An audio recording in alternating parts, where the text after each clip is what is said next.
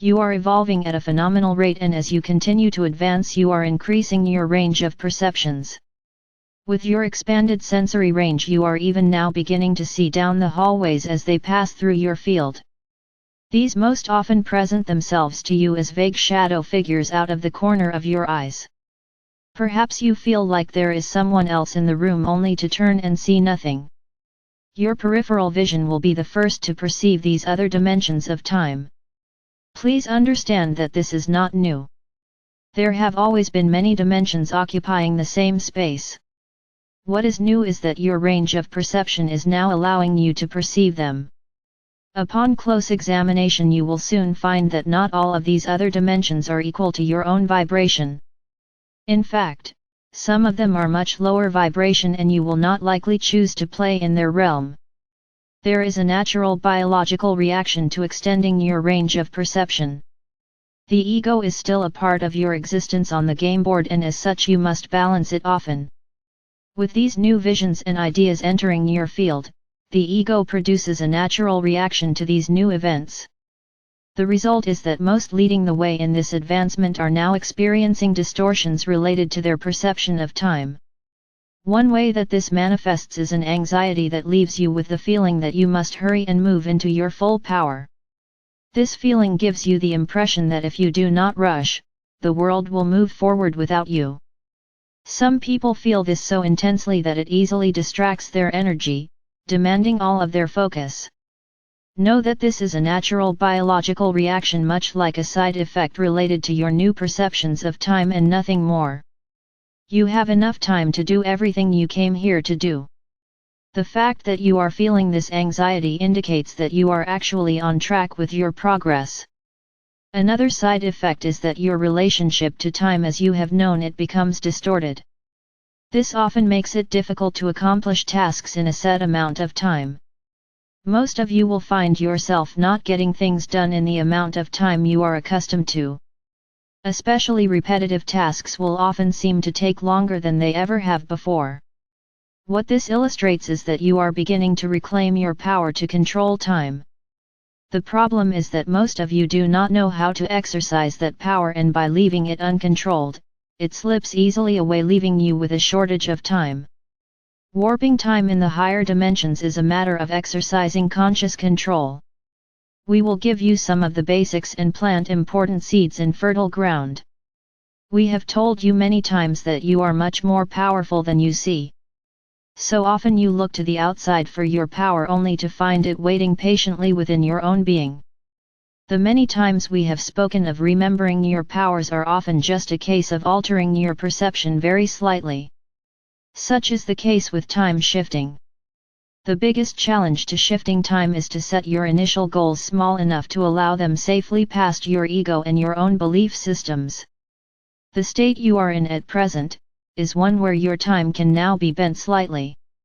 Therefore we ask you not to attempt a manipulation time in a grandiose fashion. Start with regaining control over your daily tasks and other tasks you know to be well within your reach. As you become more accustomed to intentionally controlling time, it will become easier for you to gradually increase your objective. Set your goals small enough to be believable. Find something for which you choose to create more time. Start small and see how time naturally opens for more of this activity. It is also possible to set your intent to get more done in a smaller amount of time. Use your repetitive daily tasks for this to start with, as they are well within your reach even now. We understand your propensity to make things mystical. This is a direct result of the veil on the game board, as it keeps you from seeing your own power. If you wish to make this a mystical experience, please feel free to do so. All that we ask is to keep in mind that we are simply leading you back to your natural powers as finite parts of the infinite Creator. In the very near future, these same powers that appear so mystical today will be commonplace and mundane. Make space for these as you would brushing your teeth in the morning, and see how they can add to your experience as the game board shifts. We will now suggest a starting point for this to take form in your lives. It is important to incorporate your whole being into the process. Before you begin this exercise, express your intent aloud to noticeably warp time during this experiment. Note the time as you begin and then release all concerns about time and your relations to it. A most effective means of uniting spirit and biology through intent is with the use of ceremony. We will plant some seeds here for you to form your own rituals, as this is the most powerful tool for you to discover. First, we ask you to center your thoughts. With your eyes closed, raise your eyes above the horizon as if you were looking up with your head level. This is a starting point only, so do not be overly concerned with holding this position. Do this for as long as it feels comfortable. If you feel your concentration slipping away during this exercise, simply raise your eyes again. Focus your thoughts within now and allow the outside world to slip away. Please remember that it is not your choice what thoughts enter your head, as you are simply tapping into the flow of universal thought. Even though you may not be in control of what enters your head, you are in control of what stays there. It is always yours to decide which thoughts reside in your consciousness. This idea of conscious thought selection is the basis of reclaiming your true power of creation. As these thoughts enter your head, simply acknowledge the thought and make a conscious choice to let it flow out the other side without attachments. Do this for a time to become accustomed to the feeling of unattached flow.